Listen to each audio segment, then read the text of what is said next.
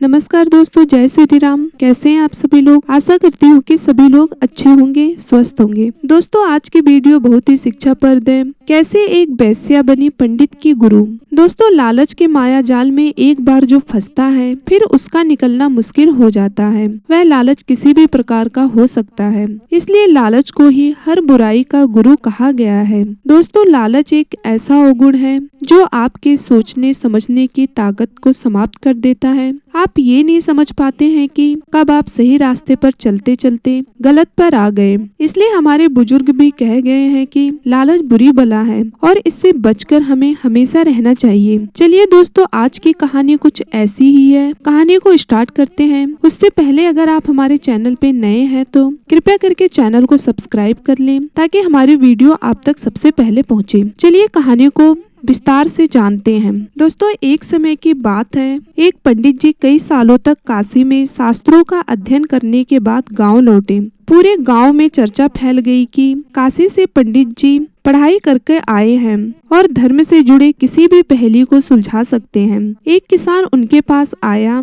और उसने पूछा, पंडित जी, आप हमें यह बताइए कि पाप का गुरु कौन है। प्रश्न सुनकर पंडित जी चकरा गए। उन्होंने धर्म व आध्यात्मिक गुरु तो सुने थे, लेकिन पाप का भी गुरु होता है, यह उनकी समझ और ज्ञान के बाहर था। पंडित जी को लगा कि उनका अध्ययन अभी अधूरा रह गया है। वे फिर से काशी लौटे, अनेक गुरुओं से मिली, लेकिन उन्हें किसान के सवाल का जवाब नहीं मिला। एक दिन उनकी मुलाकात एक वेश्या से होती है। उसने पंडित जी से परेशानी का कारण पूछा तो उन्होंने अपनी समस्या बता दी। वेश्या बोली, पंडित जी, इसका उत्तर है तो बहुत सरल है, लेकिन इसके लिए आपको कुछ दिन मेरे घर में रहना होगा। पंडित जी ने काफी सोच विचार किया और अंत में कुछ शर्तों के साथ वेश्या के घर में रहने को तैयार हो गए। पंडित जी किसी के हाथ का बना खाना नहीं खाते थे और भी कई नियमों का पालन पंडित जी वेश्या के घर में रहते हुए करते थे। वेश्या के घर में रहकर अपने हाथ से खाना बनाते खाते कुछ दिन तो बड़े आराम से बीते, लेकिन सवाल का जवाब अभी नहीं मिला।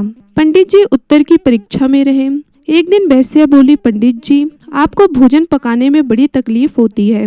यहाँ देखने वाला तो कोई और है नहीं। आप कहे तो नहा धोकर मैं आपके लिए भोजन तैयार कर दिया करूँ। पंडित जी को राजी करने के लिए वेश्या ने लालच दिया, यदि आप मुझे इस सेवा का मौका दे तो मैं दक्षिणा में 5 रुपए मुद्राएं भी प्रतिदिन आपको दूंगी। स्वर्ण मुद्रा का नाम सुनकर पंडित जी विचारने लगे। उन्होंने कहा, तुम्हारी जैसी इच्छा, बस विशेष ध्यान रखना कि मेरे कमरे में आते जाते तुम्हें कोई ना देखे।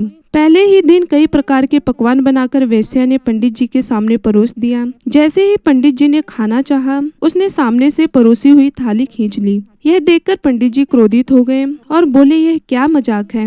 वेश्या ने कहा, यह मजाक नहीं है पंडित जी, यह तो आपके प्रश्न का उत्तर है। यहाँ आने से पहले आप भोजन तो दूर किसी के हाथ का पानी भी नहीं पीते थे, मगर स्वर्ण मुद्राओं के लोभ में आपने मेरे हाथ का बना खाना भी स्वीकार कर लिया। इसलिए यह लालच ही है और यही पाप का गुरु है। पंडित जी को अपनी गलती का एहसास हुआ और उन्हें अपने प्रश्न का उत्तर भी मिल गया। दोस्तों, हमारे द्वारा बताई गई स्टोरी आपको कैसी लगी, कमेंट बॉक्स में कमेंट करके बताना ना भूलिएगा। साथ ही अगर चैनल पे नए हैं तो कृपया करके चैनल को सब्सक्राइब कर लें। जय श्री राम। धन्यवाद।